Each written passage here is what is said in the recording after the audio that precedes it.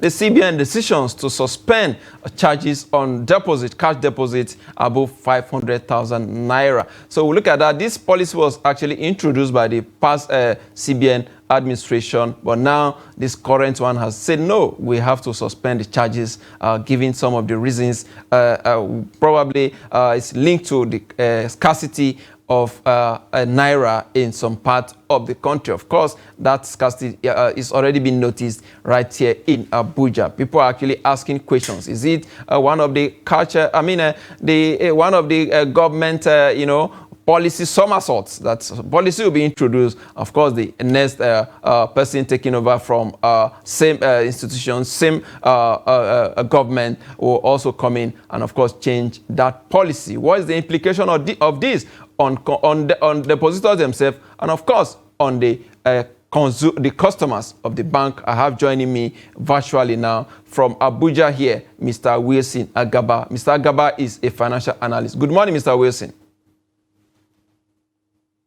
Good morning, Nakogo. It's been a while. Absolutely. It's good to see you again. It's been a while, really. All right, so let's quickly get your immediate reaction to this CBN policy now, suspending, the 2% and, of course, the 3% charges on deposit above 500,000 naira. Well, as you know, and as you have rightly mentioned, the policy was introduced during the administration of the last CBN governor when they were on the cash swap program, and it was made to encourage people to deposit their money before a certain time. These charges were supposed to be some kind of penalty charges for those who keep.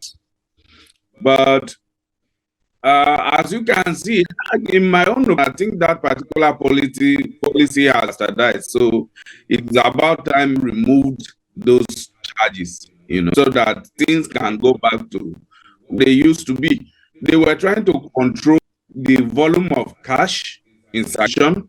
They were trying to get more money that are hidden in people's houses in financial system. They were trying to make sure that we can measure the true value of the economy and improve productivity of that. And then also security aspect of it. But some who unfortunately are currently in government brought political perspective to it, and plus the shabby implementation from CBN and the government of the day, it bases the entire policy. So I think there is no significant impact we should be at, because of course you are just freeing the place. Maybe encourage people to bring out their money. They have money hidden. But I don't think charges that is costing people not to deep money.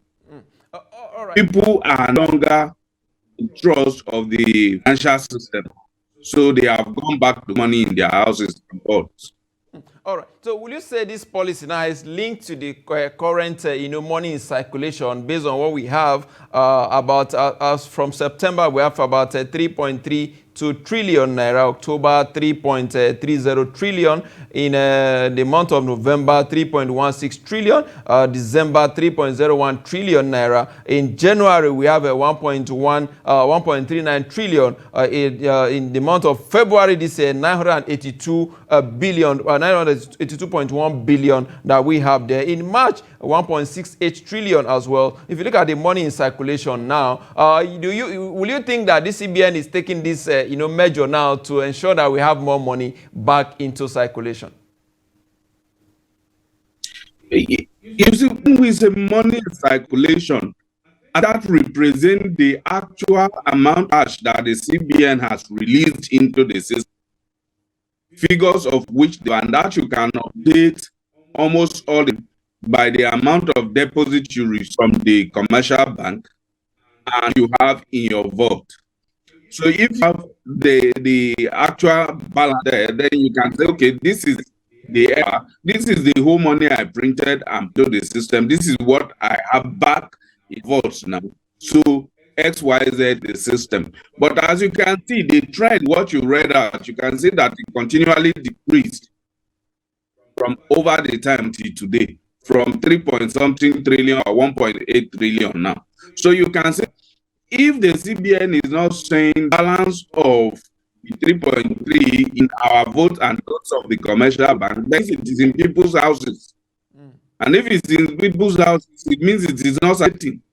So it's one thing to say with us and the commercial bank, but the other part too is it. All right. If it is not in people's hands circulating, then it is in houses. So what can you do to get people to bring this cash to the system? Mr. Wilson, don't you think CBN is encouraging people to bring their money to the bank by suspending the charges? Well, you see, it is not a fact. You have done some empirical research in it, analyzed data and all of that. But on the top of my fingers, I am feeling, I don't think a 2% will prevent a significant number of people from depositing their money in the bank. I don't think. But let's see. In the coming days, we will see what that covers. If removing that percentage will increase cash deposits in banks. But I think that what happened in the early months of the year, where cash was scarce, people will have to pay to get their own money again and all of that. I think a lot of people became cautious. And the deadline for the swaps drew near. The deadline said the Supreme Court, as it drew near, people started keeping money, keeping cash, because they don't want to experience what they experienced earlier on. They know that this is coming close. Oh, let's keeping cash and all of that. And that could also to cash shortage. The Senate and the Supreme Court and the sitting government ought to have looked at things and taken proactive steps earlier on to tell Nigerians is going to coexist indefinitely. All right. Is maybe by now we won't be having shortage as much as we are having. But people started prepared from the past 3 months.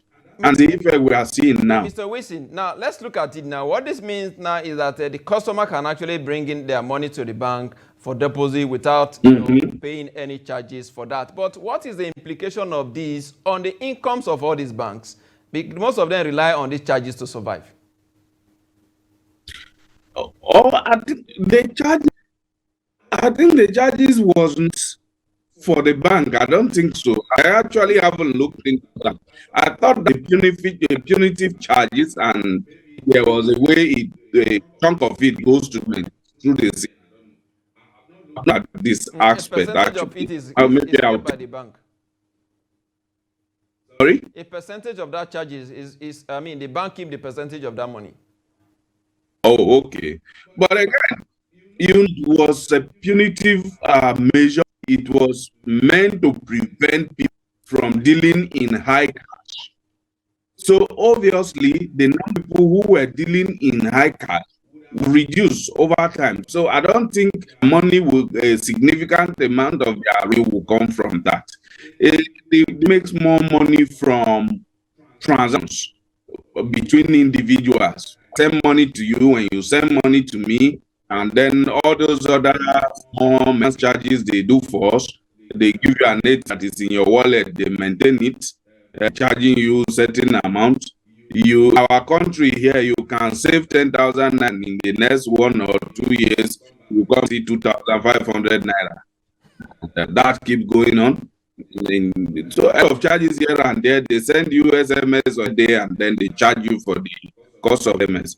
Even though we know that a lot of services are below 4 naira now for buying bulk like them, they charge us 5 naira and all of that.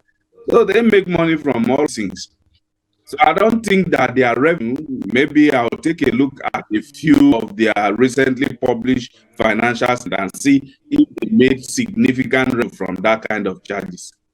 All right. If you look at the amount of money that about 11 banks have actually received from the total fees and commissions so far by 11 banks is about 614.1 billion. That is in the first quarter of 2023. If you look at the work we had from the fourth quarter of 2022, it was around 491.07 billion naira. That is a huge increase from what we have. So now taking this up them, now you mentioned other charges, the ATM charges, and of course the birthday, like you rightly mentioned. But taking these very important charges from them, I mean, the deposit, when you're depositing above 500,000 or 3 million, as the case may be for, I mean, companies, don't you think this will, in a way, reduce their, it diminishes their stream of incomes?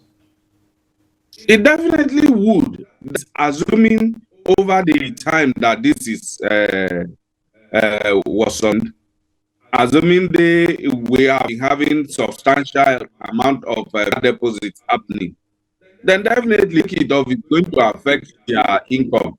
But I think that the electronic transfer, the withdrawal, and other bringing in, taking out, is going to compensate for that, because they also charge for that kind of activities. In fact, those are the real source of income for the bank. The more money that goes through the bank, more money the bank can make from it.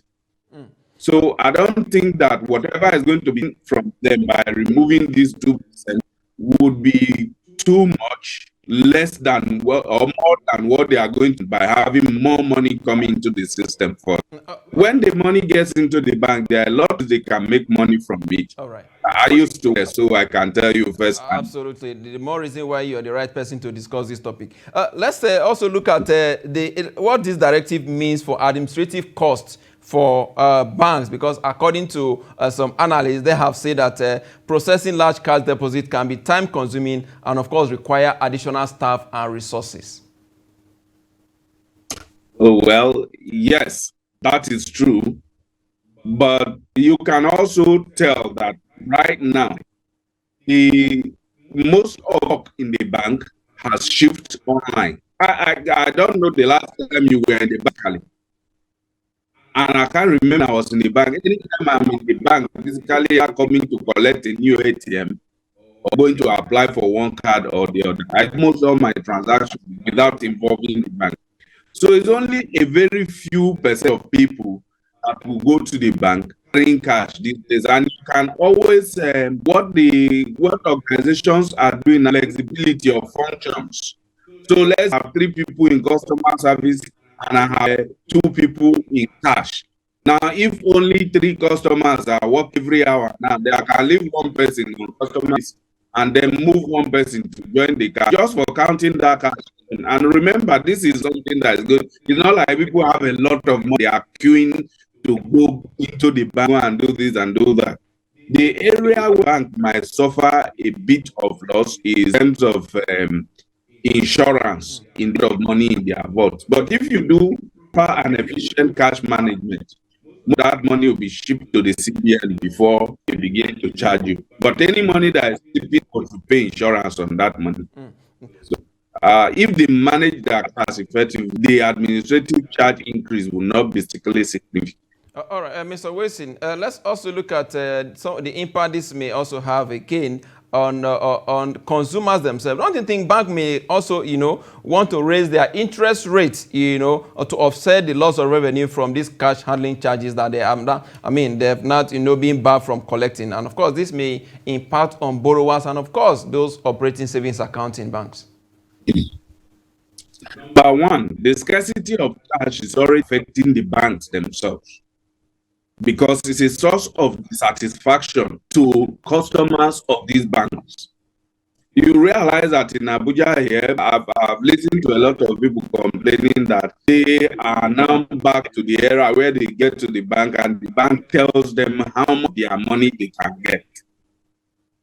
If you have worked in the bank before, you know how a customer can be when you give them access to their money the way they want it. So on that side, the bank is suffering. But when we move to the other aspect, they also have to be careful because you need transit. Just like consumer goods, where you have price elasticity of the capacity to pay and the willingness to pay. There's a place you will stretch the price and nobody will buy again. But you spend money producing the product. It's that for the bank too. When interest gets to, nobody borrows. When nobody borrows, the man who keeps his money is expecting interest. The real business of the bank is that you have money you are not using, and the bank collects it and keep. I'm going to give you 5% interest every year. So And then they take that money, lend it to Mr. Wilson, who will pay them 7%.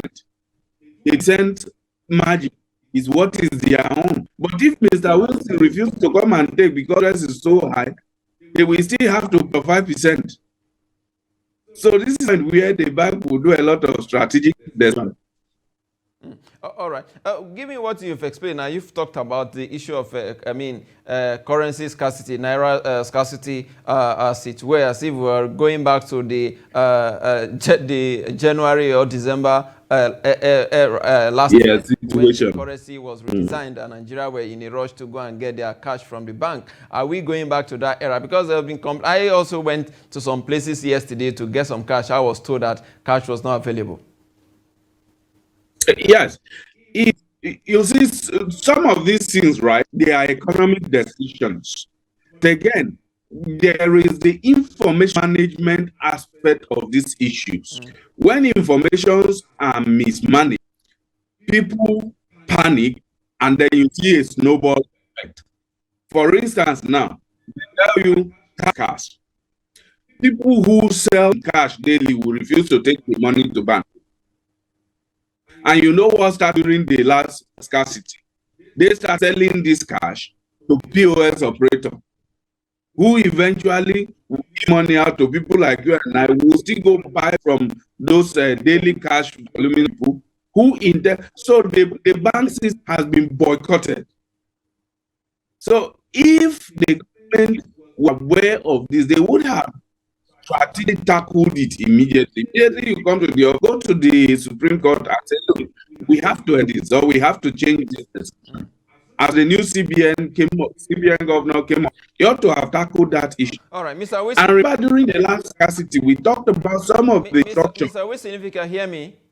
Yes, I can hear you. Okay, in 30 seconds now, or thereabout, before we go now, will you say that this is a win-win situation for both the customers and, of course, the bank themselves, this policy that CBN is bringing up at this time? It is a win-win. It is a win because it is in the interest of the commercial for money to flow the system as often as possible. So it is a win situation. It is a win for the cost because the banks will now have more money to pay them. It is a win for the bank because people now begin to use the financial system as they should, instead of boycotting like they were doing the other time. You see, banks began to close branch at that time. All right. Wilson Agaba Wilson, financial analyst, and of course, a retired banker. I must thank you for your time on Business Daily today. We appreciate your contribution. Thank you for having me. All right. With that, is a wrap on the show today. We'll be back again tomorrow. I am Yusuf Akugun.